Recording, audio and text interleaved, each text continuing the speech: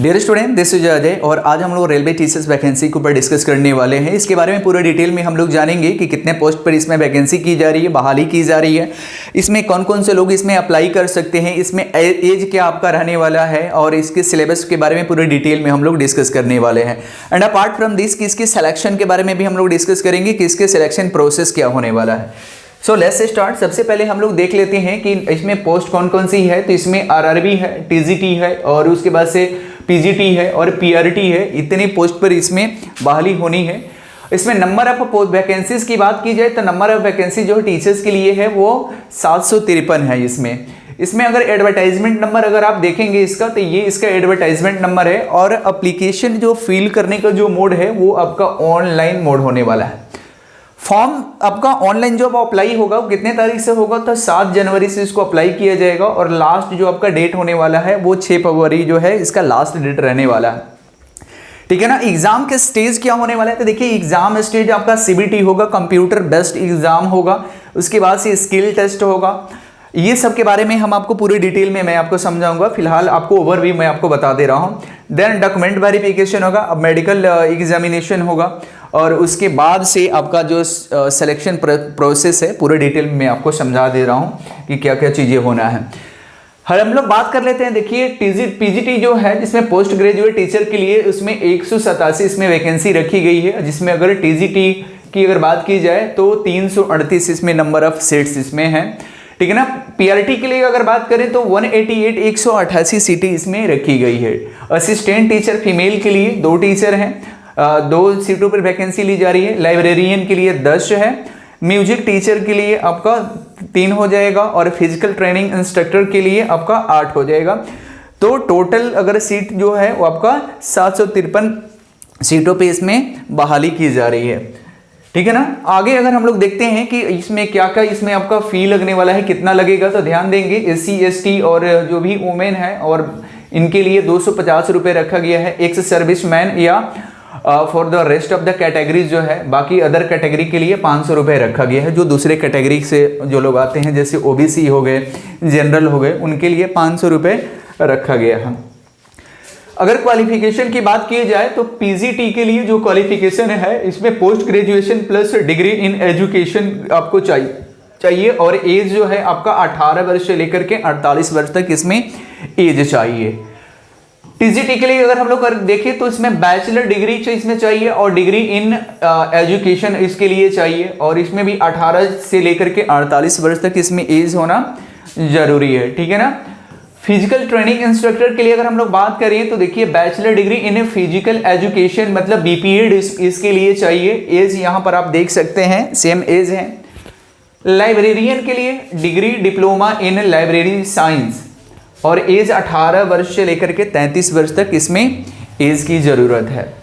Music teacher के लिए अगर हम लोग बात कर लें तो म्यूजिक टीचर के बैचलर डिग्री इन म्यूजिक में चाहिए। म्यूजिक से कोई अगर बैचलर डिग्री किया हो तो वो इसमें अप्लाई कर सकता है और एज 18 वर्ष से लेकर के 48 वर्ष के बीच इसमें होनी चाहिए।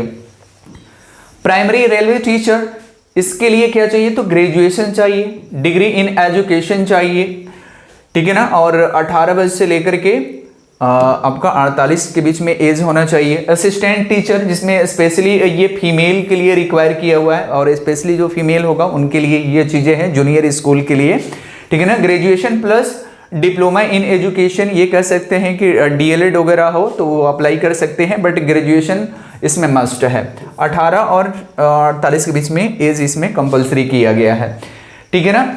तो लेबोरेटरी असिस्टेंट के लिए उसमें चाहिए आपका 12th पास और एज इसमें इतना चाहिए। तो ये हो गया आपके। अब आप देख लीजिए कि आपके क्वालिफिकेशन के हिसाब से आप इस पोस्ट में अप्लाई कर सकते हैं। देन अगर हम लोग बात करें कि इसमें क्या क्या चीज़ें होने वाला है तो ध्यान देंगे इसमें एग्जाम पैटर्न आपका क्या रहने वाला है। तो टाइप ऑफ क्वेश्चन जो होगा वो ऑब्जेक्टिव होगा और नंबर ऑफ क्वेश्चन जो होंगे वो आपको 100 होंगे। ठीक है ना। मैक्सिमम मार्क्स इसमें 100 होगा और टाइम ड्यूरेशन की अगर हम लोग बात कर लें तो टाइम ड्यूरेशन आपका 90 minutes. So we can say that कि आपका लगभग 1 घंटा 30 मिनट आपको टाइम मिलने वाला है और 100 उसमें क्वेश्चन होंगे। ओके। अब हम लोग जान लेते हैं कि इसमें सब्जेक्ट इसमें सिलेबस क्या क्या रहने वाला है, एग्जाम पैटर्न्स क्या होने वाला है। तो देखिए एग्जाम पैटर्न की अगर हम लोग देखें तो एग्जाम पैटर्न में आपका जनरल नॉलेज अवेयरनेस से आपको 25 क्वेश्चन पूछे जाएंगे और मैक्सिमम जो मार्क्स होगा आपको 25 होगा। ये सब चीज़ के स्क्रीनशॉट आप लोग ले लीजिए। Then general intelligence and reasoning से आपको क्वेश्चन 25 पूछे जाएंगे। देन ये एप्टीट्यूड से आपके 25 क्वेश्चन पूछे जाएंगे एंड इंग्लिश लैंग्वेज से आपको 25 क्वेश्चन पूछे जाएंगे। तो इस प्रकार से आपको 100 क्वेश्चन होंगे, 100 मार्क्स होगा। सिलेबस आपको क्या क्या पढ़ना है, पूरी सिलेबस को हम लोग डिटेल में डिस्कस करेंगे, राइट। तो जनरल नॉलेज से क्या क्या चीज़ें आपको कवर करना है, तो इंपॉर्टेंट डेज हो गया, इंडियन हिस्ट्री हो गया, बुक्स एंड ऑथर्स हो गए, ये चीज़ें आप लोगों को पढ़ना है। इंडियन नेशनल मूवमेंट आप लोगों को पढ़ लेना है। अवार्ड एंड ऑनर्स आपको पढ़ लेना है। बजट एंड 5 ईयर्स प्लान्स, जो बजट है 5 ईयर्स प्लान्स का, ये भी चीज़ें आप लोग देख लेना है। जनरल पॉलिटी आपको देख लेना है। Current affair national and international. Indian economy आपको देख लेना है। कैपिटल ऑफ इंडिया, ठीक है ना। International and national organisation, invention and discoveries, ये आपको देख लेना है, ठीक है। एस्थेटिक्स अवेयरनेस आपको देखना है। फाइनेंशियल अवेयरनेस आपको देख लेना है। ये हम लोग जनरल नॉलेज जीके की हम लोग बात कर रहे हैं, राइट। सबसे पहले हम लोग देखते हैं रीजनिंग एबिलिटी में। तो रीजनिंग एबिलिटी में क्या हो जाएगा आपका, पजल्स हो जाएगा, सीटिंग अरेंजमेंट्स हो जाएगा, इन इक्वलिटी डायरेक्शन टेस्ट हो जाएगा, ब्लड रिलेशन हो जाएगा, आपका इनपुट आउटपुट हो जाएगा, डाटा सफिशिएंसी हो जाएगा, रीजनिंग, ओके।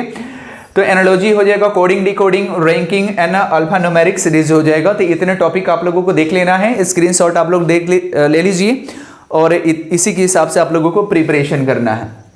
तो नेक्स्ट सब्जेक्ट की अगर हम लोग बात करें तो नेक्स्ट सब्जेक्ट है आपका कि क्वांटिटेटिव एप्टीट्यूड हो गया, जिसमें से इतने टॉपिक आप लोगों को कवर करना है। Ratio, mensuration, time and distance, time and work, ये सिंप्लीफिकेशन, ये सभी चीज़ें आप लोग देख लीजिए। परसेंटेज, एवरेज स्पीड हो गया, ठीक है ना। तो ये सभी टॉपिक आप लोगों को पढ़ना है। आप स्क्रीनशॉट ले लीजिए, लेकर के रख लीजिए, ये आप लोगों को ज़रूरत पड़ेगा। चलिए अगर नेक्स्ट अगर हम लोग बात करें तो इंग्लिश लैंग्वेज की अगर हम लोग बात करें तो इंग्लिश लैंग्वेज में आपको क्या क्या देख लेना है। तो रीडिंग कम्प्रीहेंशन, ये सबसे मस्ट है, इसे आपको देख लेना है कि क्लोज टेस्ट हो गया, पैरा जंबल्स हो गया, ठीक है ना। Fill in the blanks question आएगा, एरर स्पॉटिंग हो गया, उसके बाद से पैराग्राफ कंप्लीशन हो गया, वन वर्ड सब्स्टिट्यूशन हो गया, सिनोनिम्स एंड एंटोनिम्स हो गया। ये आपको इंग्लिश लैंग्वेज से क्वेश्चन पूछे जाएंगे, right.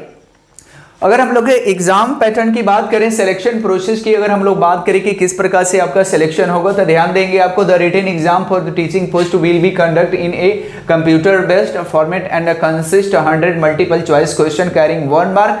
Candidate will have an hour 30 minutes complete the test with 120 minutes. ठीक है ना. प्रोविजन फॉर इतना इसमें दिया हुआ है. Subject include the professional ability, general awareness, reasoning, mathematics and general science.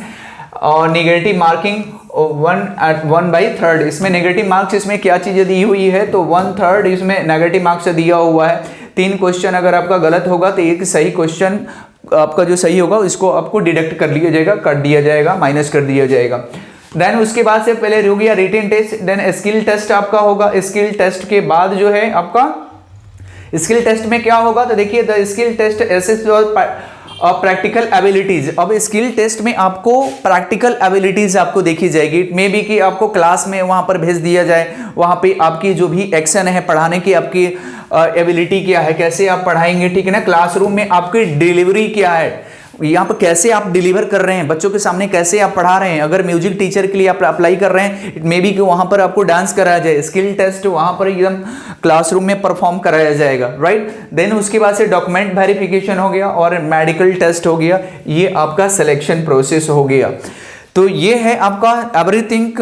मुझे उम्मीद है कि ये सब चीज़ें आपको क्लियर हो गया होगा कि कैसे आपको अप्लाई करना है, क्या क्या सब्जेक्ट पढ़ना है.